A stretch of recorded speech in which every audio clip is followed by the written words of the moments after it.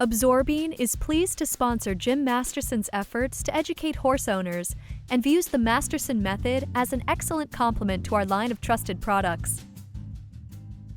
The Masterson method aligns naturally with absorbing products and a whole horse approach towards better horse care.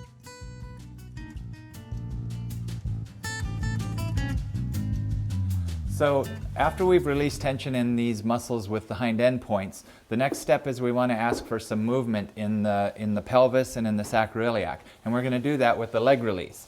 I'm going to step back here and face backwards. Step forward of the leg facing back is the safest position. Stay in close to her body.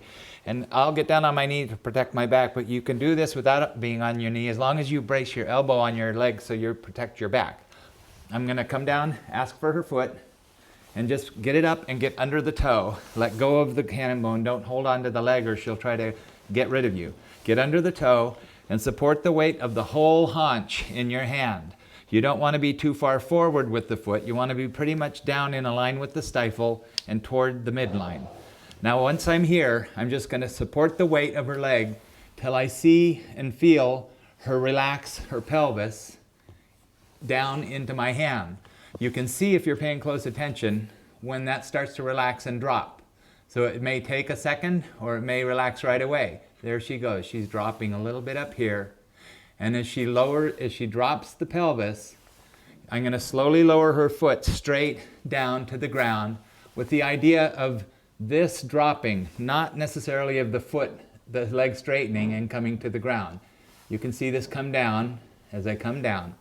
What we're doing is we're getting movement in the sacroiliac joint and the pelvis in a relaxed state now that we've released the tension with the points. A lot of issues behind can be released by asking the horse to release tension in the pelvis and the sacroiliac with these techniques. Lead swapping, difficulty on a lead, short stridedness behind. A lot of this involves tension in the muscles that pull on the pelvis and the sacrum.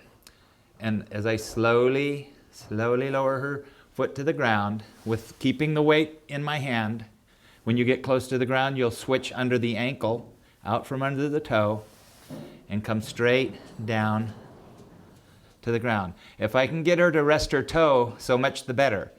If I can't, if she has to straighten her leg to lower it, it means there's more tension up there, and I'll need to spend more time doing this. It's very helpful with this to go side to side, back and forth, right hind to left hind. And the longer she rests in this position, the better. And that's the basics of this technique, is to just get relaxed movement in the pelvis by lowering the leg with the weight in your hand. I'm going to stay here with her for a second just to give her a chance to release even more tension up above in the pelvis. Good girl. Good girl. The longer I allow her to rest in this position, the better. So if the horse will stay here for a long time, it's in your best and the horse's best interest to just stay with it.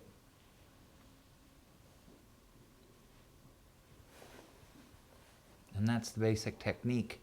It's just, in her case, she's relaxing into it and staying with it, so I'll just stay with her.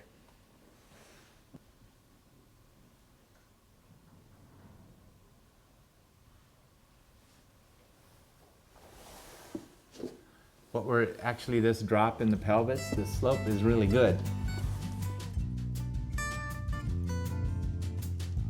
The Masterson method aligns naturally with absorbing products and a whole horse approach towards better horse care. Visit www.absorbing.com for more on our absorbing line of products.